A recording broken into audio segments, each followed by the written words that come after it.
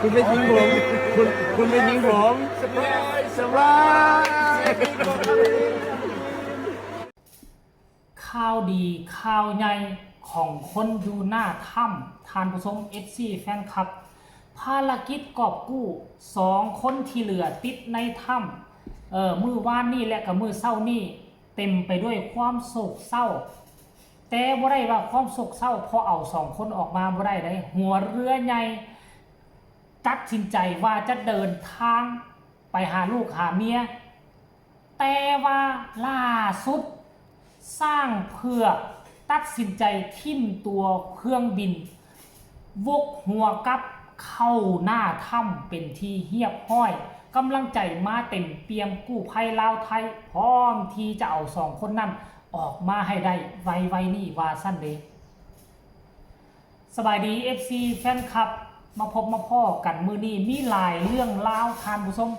หลายเรื่องเล่าหลายเหตุการณ์ที่มันเกิดขึ้นสิ่งที่บ่คาดคิดบ่คาดฝันมันก็ได้เกิดขึ้นแล้วเนาะในเมื่ออาจารย์มิโกะตัดสินใจว่าจะเดินทางกลับไปหาลูกหาเมียแต่ว่าเฮ็ดจังใดได้ตัวเครื่องบินปี้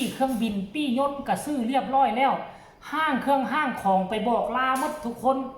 กอดกันจับมือกันถ่ายรูปบอกลากันคักแน่แต่ว่าผ่านมาเพียงแต่คืนเดียวเมื่อวานนี้บอกลากันได้ผ่านมาเพียงแต่คืนเดียวนะมือเศร้านี่บอกเศร้านี่สดๆฮ้อนๆเห็นมานัดมาโพสคลิปวิดีโอสั้นๆดีอกดีใจจับมือกันยกโป้ให้กันกับ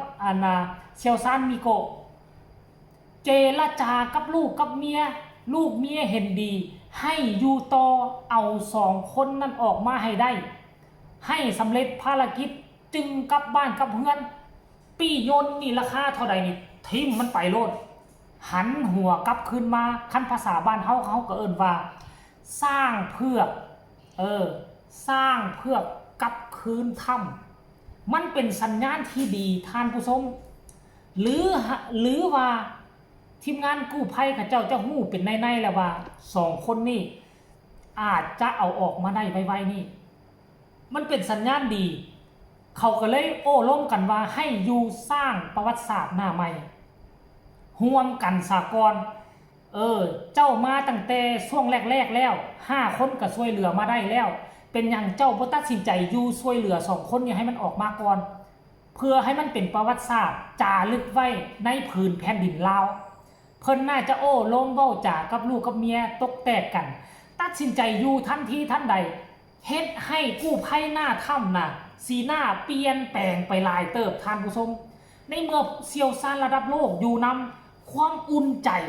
เวลาจะตัดสินใจเฮ็ดสิ่งใดสิ่งหนึ่งน่ะมันมีความมั่นอกมั่นใจในเมื่อมีเซียวซานอยู่ได้ทุกคนเลยคือเฮาก็คือกันคันท่าว่าระดับอาจารย์เฮาอยู่เวลาเฮาสิตัดสินใจหยังเฮาก็โอ้ก็ล้มแล้วก็ฟังคำคิดคำเห็นของอาจารย์แม่นบ่ล่ะถ้าอาจารย์บ่อยู่น่ะเฮาต้องตัดสินใจเองเด้เพราะฉะนั้นภาระหน้าที่สิมาโยนอยู่กับเฮาเขาระดับโลกเฮาระดับประเทศ ของไทยลาวมันก็เลยมีความรู้สึกแตกต่างกันในว่าเพิ่นกลับคืนมาเนี่ยห่วยทั้งมานัดทั้งไอโฟนทั้งกู้ภัยไทยลาวกับดีอกดีใจมีหอยยิ้ม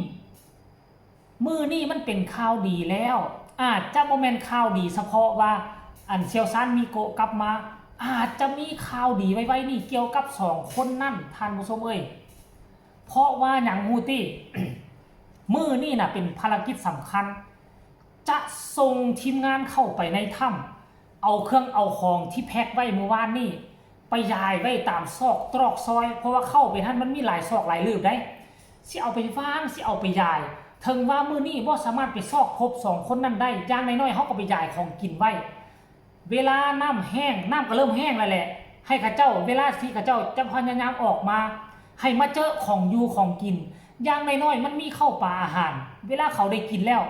มันจะเฮ็ดให้เขาประทังชีวิตมีชีวิตอยู่ต่อไปอีกหลายมื้อขึ้นเติมเพราะว่าความหวังอันน้อยนิดเขาบ่ได้กินข้าวมาหลายมื้อแล้วห่างกายอิดเมื่อยจากเดิมมีความหวังจากเต็มร้อยชีวิตของเขาก็จะลดน้อยถอยลงคันเฮาสามารถไปยายเสบียงอาหารและเขาสามารถพบได้นั่นหมายความว่าโอกาสที่เขาจะ มีชีวิตอยู่ต่อไปก็มีอีกหลายมื้อแล้วโอกาสที่พวกเขาจะช่วยเหลือเขามันก็มีเพิ่มขึ้นสูงแม่นบ่ล่ะท่านผู้ชม FC แฟนคลับรายละเอียดให้ทุกคนไปเบิ่งคลิปวิดีโอนี้มานัดเป็นผู้ปล่อยลงวินาทีที่มานัดฮู้ข่าวว่ามีโกอยู่ต่อทิ่มตัวเครื่องบินราคาหลายล้านกีบอยู่ต่อมานัดดีอกดีใจคือแนวใดให้ทุกคนไปเบิ่งสีหน้าท่าทางตอนที่มานัดฮู้ข่าวไปชมคลิปวิดีโอดังกล่าวนี้นํกันเลยทุกคนคุณไปยิงผมคุณไปยิงผมสบายสบาย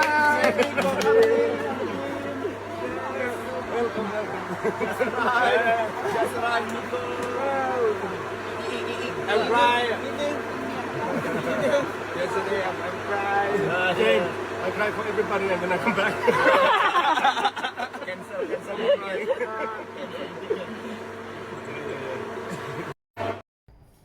ในเมื่อมีข่าวดีเข้ามาปุ๊บทีมงานกับพากันเตรียมเครื่องของเข้าถ้ำปั๊บทานผู้ชมอันนี้มันเป็นสัญญาณดีสำหรับ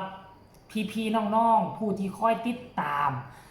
ว่าทีมงานกู้ภัยไทยลาวและก็ต่างประเทศเขาเจ้าจะมีความสามารถมากน้อยขนาดใดหลายน้อยขนาดใดที่จะนำพาทั้งสองคนนั้นออกมาก็ได้แต่วิงวอนเนาะทั้งเจ้าป่าเจ้าเขาผู้ที่เฝ้าอยู่ในถ้ำมันเป็นเวลาหลายวันแล้วบูชาก็หลายมื้อแล้วหมักไม้หมักตอกทูบเทียนก็ได้ถึงแก่เวลาอันสมควรที่จะปล่อยเขาเจ้าออกมาได้แล้วท่านผู้ชมสมควรแก่เวลาแล้วและค่อยกะหวังว่าน่าจะได้ยินข่าวดีเพราะว่าเห็นทั้งกู้ภัยไทยเห็นทั้งกู้ภัยลาวออกมาโพสต์เคลื่อนไหวมือเศร้านี่บอกว่าอาจจะได้ยินข่าวดีในมือนี่ว่าซันเดย์ก็ขอให้มันเป็นแบบนั่นก็แล้วกันท่านผู้ชมเหลือเวลาบ่กี่เท่าใดวันและเหลือลมหายใจเพียงแต่อึดเดียวอึดสุดท้ายพวกเฮากับพากันเนาะส่งกำลังแห่งใจไปให้ข้าเจ้าแน่ตอนที่5คนยังติดอยู่พวกเฮาก็คือว่าฮึกเหิมนะโซเชียลก็ได้พากันกดไลค์กดแชร์พากันเฮ็ดคลิปอ่านข่าวกันกระทึกคึกโคมทั้งแอปฟ้าทั้งแอปแดงทั้งแอปดำแต่ว่าหลังจาก5คนนั้นออกมาแล้วคือว่ามิดจ้อยม้อยผู้ใดก็ได้ทั้งลาวทั้งไทยก็คือว่ามิดกันท่านผู้ชมอดสาพากันอยู่ตั้งแต่มือทับอิดแล้วเป็นอย่างบ่พากันทรงกำลังแห่งใจและก็ยืนเคียงข้างกู้ภัยไทยลาวให้มันจบภารกิจนี่แน่สันตัวท่านผู้ชมเนาะคลิปนี้ก็ขอวิงวอนในสื่อโซเชียลทั้งไทยทั้งลาวพากันเข้ามาให้กำลังใจกันในไลน์แน่โดยการกดไลค์กดแชร์กดติดตามที่สำคัญอย่ากดข้ามโฆษณาเนาะขอวิงวอนผู้ใดนอกจากส่งกำลังแห่งใจอยากคอมเมนต์ก็คอมเมนต์มาเลยส่งมานะที่นี่ได้ทางใต้คอมเมนต์ช่องจีบอลาวสำหรับคลิปนี้ก็ลาทานผู้ชมไปเพียงซ้ำนี้ก่อนพอกันใหม่ในคลิปหน้าถ้าหากว่ามีข่าวดีอัปเดตตื่มสบายดี